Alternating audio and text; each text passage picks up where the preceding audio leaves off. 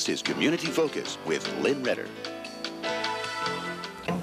Welcome to Community Focus this morning. I'm Lynn Redder, and I have a very, very special guest. We are on the set of the Mark Twain drama, or since they have changed their name, it's called Mark Twain the Musical.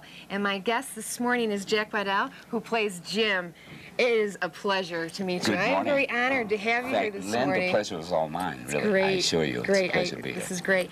My first question to you is, how did you end up here in Elmira to do Mark Twain the Musical? Well, I tell you, Bill Brown, the guy who wrote the, who did the orchestration, came to me with Bill Perry one day, and I had just come back from Europe. I lived in Germany for 15 years, and wondering what I was going to do, he came to me and said, Jack, I think I have a project for you. We're going to go and meet William Perry.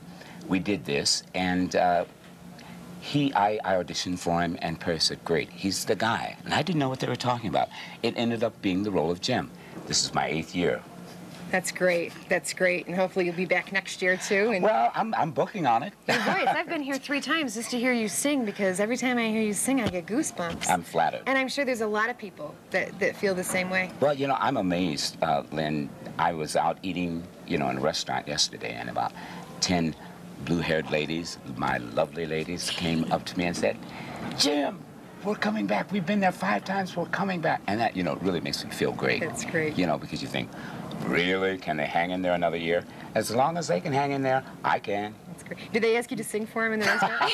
Invariably. Give us a little bit of that. Serenade me. I said, well, if I do that, you won't come back, you know? Yeah, so. That's true. Now, what did you have to do to prepare yourself for this?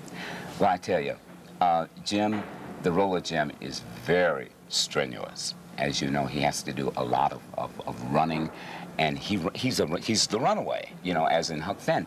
And the director takes that literal. You've got to run before you sing it. You've got to be in great shape, not only vocally. Oh, we can tell you're in great shape. Well, I try to, you know, 500 push-ups a day and Stairmaster half hour. Oprah does that as well. Does she? I said good enough for Oprah.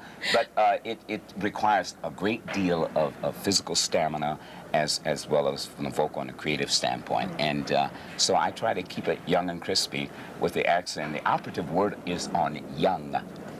I'm young. I like that. I'll have to start using it. Did you read Mark Twain's books to get a feel for Mark Twain and for your role? I did. We've all done, you know, our homework in that regard.